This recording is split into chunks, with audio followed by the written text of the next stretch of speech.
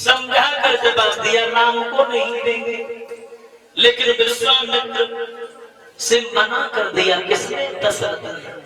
और जैसे दशरथ ने मना किया वैसे वशिष्ठ पास में बैठे थे। वशिष्ठ कहने लगे, अरे दशरथ ये क्या भूल कर रहे हो? जिन्हें तुम अपना बालक समझ रहे हो ये तुम्हारी बहुत बड़ी भूल है। ये साधारण बालक नहीं है, अवतार हो गया है। और विश्वामित्र को जानते नहीं हो, तुम्हारे पूर्वजों का इन्हें सत्यानाश कर दिया। ये वही विश्वामित्र है, तुम्हारे पूर्वज महाराज हरिश्चंद्र को बारे बांट कर दिया था। और जिन्हें तुम अपना बालक समझ रहे हो ये अवतारी बालक है, क्योंकि अवतार हो गया है।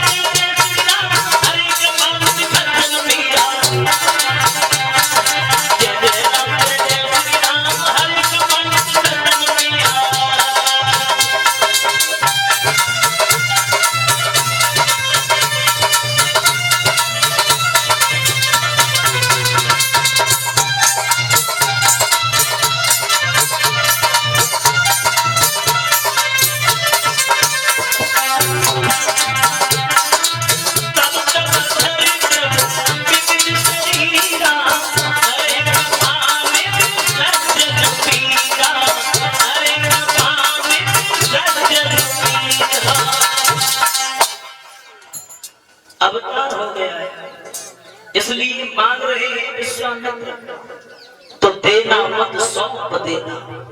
देने में और सौंपने में अंतर है, क्योंकि देने के बाद में अधिकार नहीं रहता है लेने का, और अगर सौंप दोगे तो तुम्हारा अधिकार बना रहेगा। जब तुम चाहोगे तब ले सकते हो। जैसे कि सुनार के पास में हम कोई वस्तु सौंपाते, भैया ये वस्तु हम तुम्हें सौंपे जा रहे हैं, और जब हमारी इच्छा होगी तब हम इसे ले जाएंगे। तो राम लक्ष्मण को मांग रहे हैं, तो देना मत सौंप देना। अब भाइयों जैसे ये शब्द सुने ही महाराज दशरथ के नेत्र खुल गए, राम लक्ष्मण की कलाई पकड़ी और विश्वामित्र के हाथ में हाथ रखा।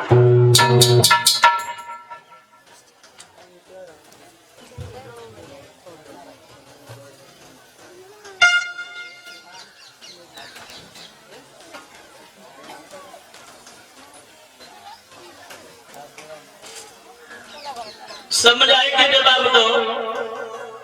महाराज आज हम राम लक्ष्मण को सौंप रहे हैं, और ये मेरे नहीं आज से तुम्हारे पुत्र हैं। और राम लक्ष्मण से कहा आज से यही तुम्हारे गुरु हैं और यही तुम्हारे पिता हैं। चलते दशरथ ने राम से कहा था, बेटा गुरु की आज्ञा के बिना किसी के फल लगा के बाण मत मारना, क्योंकि हमसे बहुत बड़ी भूल हो गई। वो हमारा भांजा श्रवण कुमार हमारे बाण का शिकार बन गया, इसलिए वहां पर तुम्हें बाण भी चलाने पड़ेंगे गुरु की रक्षा में। अगर किसी के बाण मारना है तो पहले गुरु से आज्ञा ले लेना। राम लक्ष्मण बाण से चले जाते हैं। राम पहुंचे हैं आजमगढ़ आश्रम पे, तो श्री राम ने विश्वामित्र से कहा, गुरुदेव निसंकोच हो के भगवान का भजन करो, यज्ञ करो, अब हम तुम्हारी रक्षा के लिए तैयार हैं। गुरुजी यज्ञ कर रहे थे। सबसे पहले यज्ञ विध्वंस करने आया मारीच। तो भगवान श्री राम ने देखा गुरुजी यज्ञ कर रहे हैं, हम आज्ञा किससे लें? अगर गुरुजी से आज्ञा ले रहे हैं तो यज्ञ में विघ्न पड़ेगा और रक्षा भी करनी है। तो श्री राम ने बगर भर का बाण लिया, मारीच के मार दिया, और मारीच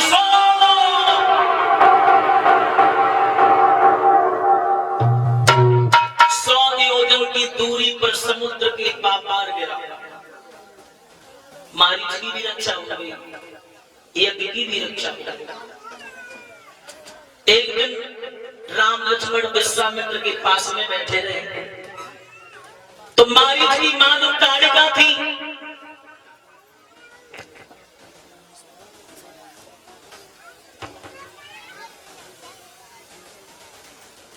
वो ताड़का आई विधल डालने के लिए। और जैसे ही ताड़का को देखा तो श्री राम घबरा गए। श्री राम ने कहा, गुरुदेव ये कौन है? जवाब दिया, बेटा यही है ताड़का। और इस ताड़का राक्षसी ने हमारा जीना हराम कर दिया है और ये जीवित न बचने पाए। गुरु की आज्ञा मिली, भगवान श्री राम ने कहीं बाढ़ में ताड़का का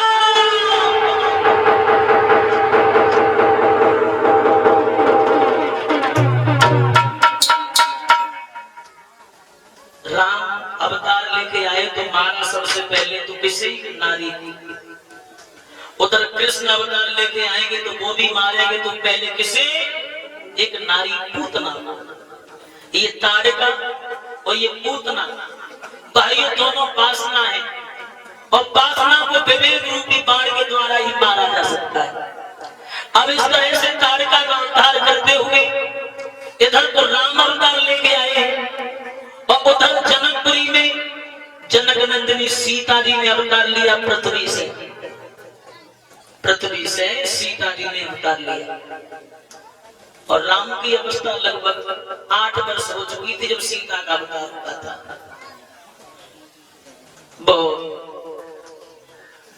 एक जनक की सभा में भगवान भोले बाबा ने धनुष दिया था जो महात्मा गांधी की पिनाक की हड्डी का बना हुआ था और वो धनुष इतना भारी था उसे कोई हिला भी नहीं पाता था।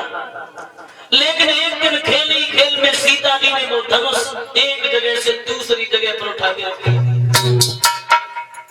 जनक को बड़ा आश्चर्य हुआ और जनक सोचने लगे कि आज तक ये धनुष किसी ने हिला भी नहीं पाया, लेकिन हमारी बेटी सीता ने ये धनुष एक जगह से दूसरी जगह रख दिया।